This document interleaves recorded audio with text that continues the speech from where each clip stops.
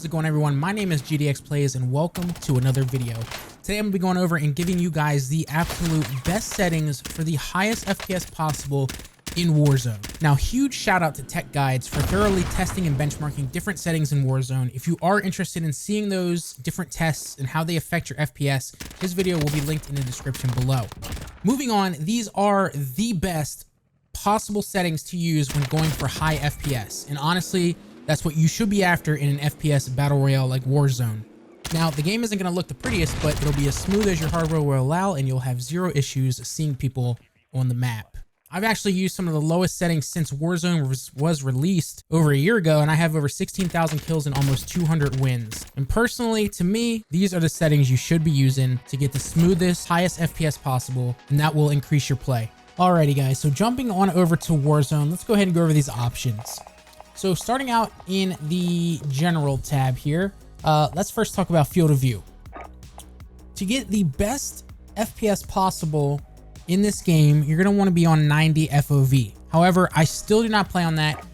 The difference is not that significant, and I find a better, more enjoyable gameplay experience out of 120 FOV on mouse and keyboard, and I usually set this to about 100 or 105 on controller. I never go below 100, but again, I wanted to tell you guys, setting this to 90 will give you the best possible FPS. And then everything else in this section, you don't really need to worry about, but I'm going to go scroll through it in case you want to, copy it or anything like that.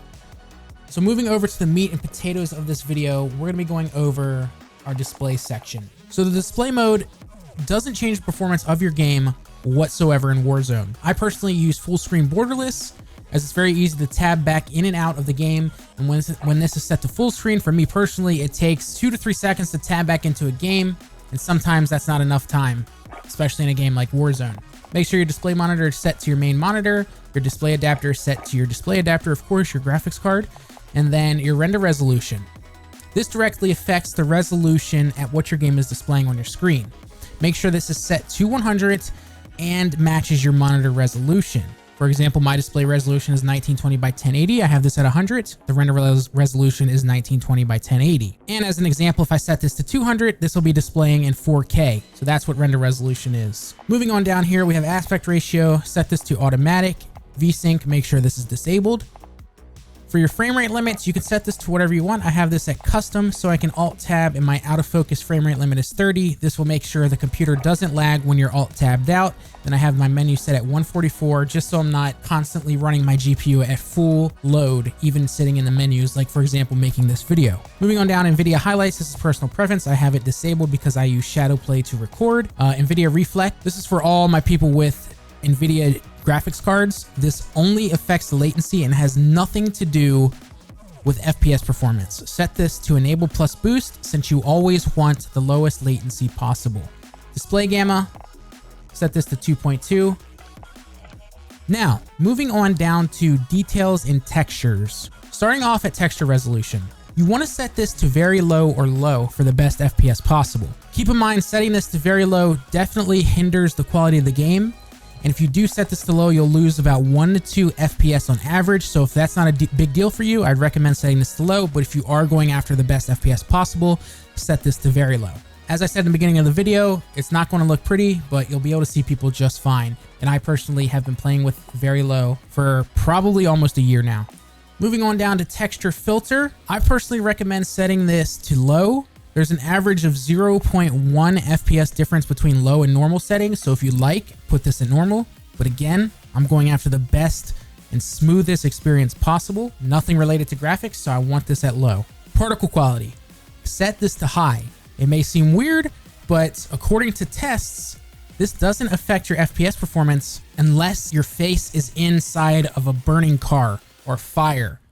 And I don't know about you guys, personally, I'm never near that type of stuff. However, the upside of keeping this at high is it will remove that visual shimmer effect that you see in trees. I think it's a bug, as well as increase FPS in open fields. You can see what I mean by shimmer. If you go into an open field, look at the trees, turn the setting from high to low, you'll notice the setting around the outside of the trees, how it looks like a little shimmer type effect. Bullet impact and sprays, set this to enabled. This is another setting that has no effect on performance. and it's helpful to test your recoil patterns. Tessellation, this is another setting that has pretty minimal performance loss, but again, this video is going for the highest possible FPS, so we're going to set this to disabled.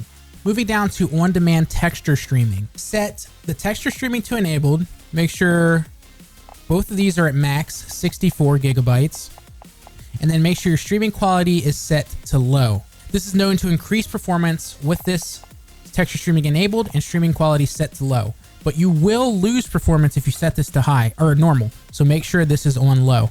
Now we're going to go ahead and move down to our shadow map resolution. So this setting can actually seriously deplete your performance with anything past normal. So I always keep this at low. Never changed it. It's always been on low. I don't go anything past low. I'd recommend putting this on low. So these cache shadows, spot shadows, and sun shadows, make sure these are set to enabled. These are both known to help increase performance in FPS. One thing I wanted to mention though, I don't know if this is for everybody, but I have a bug where if you reset the game, sometimes these will get reset to disabled. So I always want to make sure that these are enabled when I start the game. So I just wanted to put that out there in case you guys had the same bug. Just make sure these are always enabled. Moving down to particle lighting, make sure to set this to low. DirectX ray tracing, keep this option disabled. If you enable this, it will bring a huge decrease in FPS and performance. Ambient occlusion, keep this disabled.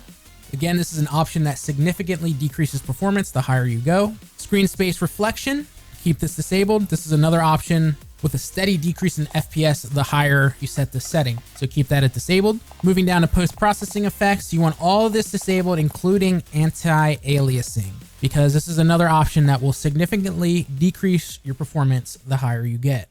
With that being said, those are all the settings you should change to get the highest FPS possible in Call of Duty Warzone. I hope these settings helped you out. If you enjoyed, please drop a like. If you didn't, let me know how I can improve. I'm always looking to improve my videos. Thank you guys for watching, and I'll see you in the next one.